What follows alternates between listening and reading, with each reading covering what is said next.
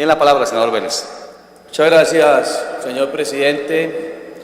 Quiero darle un saludo muy cordial a la señora ministra del Transporte, que se encuentra la noche de hoy aquí, al señor director de la Aeronáutica Civil, a su equipo de la Aeronáutica Civil, a la señora Contralora, a quienes vienen en representación de la Procuraduría y demás entes de control.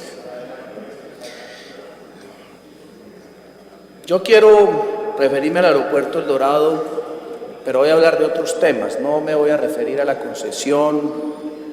Quiero analizar lo que tiene que ver con las operaciones de y los riesgos que en este momento hay para la seguridad aérea del país. En primer lugar, quiero contarles un poco y complementar lo que ha planteado el senador Galán, que por cierto lo quiero felicitar por su intervención muy juiciosa y muy bien documentada. Y tiene que ver con lo que pasó en la estructuración de la concesión del aeropuerto El Dorado, donde yo creo que se cometió uno de los más grandes errores para que este aeropuerto fuera de las dimensiones que queríamos los colombianos y de la importancia que requiere una ciudad como Bogotá. Originariamente el aeropuerto El Dorado se planteó para una inversión por parte del concesionario de $1.000 millones. Así fue acordado en el plan maestro, que aquí vemos la última fase, la última etapa de ese plan elaborado por Aeropuertos de París, que bien o mal es considerada una de las mejores firmas del mundo en lo concerniente a planes maestros. En este plan maestro se planteaba la prolongación de las pistas. En la estructuración se eliminó. ¿Qué le pasa al aeropuerto? Pues muy sencillo, aquí no va a poder entrar el Airbus 380. El 747-800, que es el avión carguero más grande que hay, que hace vuelos directos desde Bogotá a Luxemburgo todos los días, tiene que hacer escala en Barbados porque la operación en las pistas del aeropuerto El Dorado no le da para salir lleno de carga y de combustible en un vuelo directo hacia Luxemburgo, lo cual hace más caro el flete hacia Europa, sobre todo para los exportadores de flores. Pero igualmente planteaba el proyecto inicial no demoler la terminal de pasajeros actual, porque consideraba que el reforzamiento antisísmico era de apenas 5 o 6 millones de dólares. Y la verdad es que no había que demolerla. Tremendo error. También la reubicación de las horas de combustibles, etcétera, etcétera, etcétera. El hecho es que el estructurador disminuyó el costo del proyecto de $1.000 millones a $650 millones para poder lograr que financieramente fuera atractivo para los posibles inversionistas o quienes venían a participar en el proceso de concesión, y dejó el aeropuerto en unas condiciones de cápita diminutio. Este no va a ser el aeropuerto que planteó inicialmente Aeropuertos de París, pero tiene un problema mayor. Este diseño que acabamos de ver es un diseño para 16 millones de pasajeros que se calculaba que iba a tener el aeropuerto El Dorado en el año 2025. Pero hubo un crecimiento inusitado del tráfico de pasajeros y llegamos al año pasado a 20.5 millones y se calcula que este año vamos a llegar a los 23 millones de pasajeros. Es decir, si le recortaron de 1.000 a 650 millones de dólares a este proyecto, imagínense las limitaciones que vamos a tener para dentro de 10 años si no se toma una decisión mucho más a fondo y mucho más clara. Vamos a tener 30 millones de pasajeros en el 2020, es posible, pero el diseño que tenemos hoy para el año 2025 de ninguna manera va a dar abasto para esos 30 millones de pasajeros. Así que en este rediseño del plan maestro, yo no sé qué va a pasar, porque entonces se va a tener que exigir al concesionario que se hagan unas nuevas inversiones y no sabemos de qué monto van a ser. Posiblemente, como lo ha dicho el senador Galán, estaríamos hablando de 1.400 millones de dólares, pero entonces la pregunta es quién va a asumir la diferencia, porque con lo que vimos con el negocio de la torre de control es el propio gobierno, la nación, el Estado, el que va a tener que asumir ese mayor valor, ese mayor costo de ese proyecto. Tan bueno sería que el señor director de Aeronáutica me escuchara, porque aquí hay temas bastante preocupantes. Y hay otro tema que a todos nos ha preocupado, que también se estaba resolviendo en este proyecto del plan maestro que había presentado Aeropuertos de París, que era la tercera pista para el aeropuerto El Dorado. Ahí está. En la parte inferior aparece una pista de 2.000 metros con toda su zona para atender la aviación regional de hangares, de terminal de pasajeros, y también fue eliminada en la estructuración. En el año 2005-2006 se toma esta decisión de eliminar la tercera pista del aeropuerto El Dorado con un criterio del cual yo discrepo, porque los técnicos de la aeronáutica han venido diciendo que no, que es que la tercera pista no era viable por la separación que hay de la segunda pista con la tercera pista. Así pues, que es necesario construir una tercera pista o un segundo aeropuerto que pueda servir de reemplazo para el aeropuerto El Dorado. Aquí algunos han dicho, pues ahí está Guaymaral. Guaymaral no es la solución. Guaymaral es un aeropuerto que tiene unas limitaciones en materia de obstáculos que impiden que cierto tipo de aeronaves puedan operar allí. Y por eso hay que pensar en una tercera alternativa. Pero la aeronáutica viene estudiando, pensando, analizando, pasa el tiempo y este aeropuerto cada vez más congestionado. Las operaciones aéreas del aeropuerto El Dorado hoy llegan a las 854, que fueron las que hubo el día de ayer. Tenemos una capacidad de 1.280 operaciones,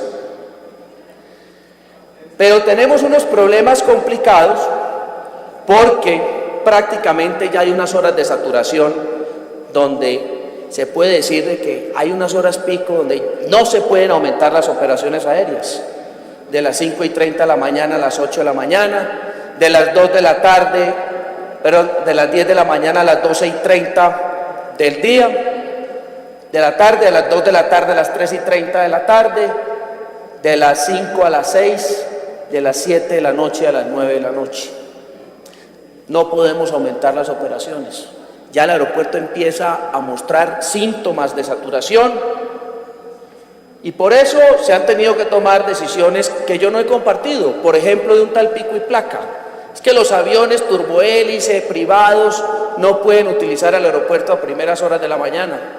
Entonces, quien quiera viajar a Yopal siendo una compañía petrolera y tiene que utilizar un avión privado, pues tiene que hacerlo desde las 5:30 de la mañana, porque ni no se le ocurra a las 6 o 7 hacerlo, porque hay un pico y placa que lo impide hacer. Es el único aeropuerto del mundo que yo conozco con pico y placa. Esas son las decisiones que no corresponden a lo que debe hacer una dirección de la aeronáutica civil.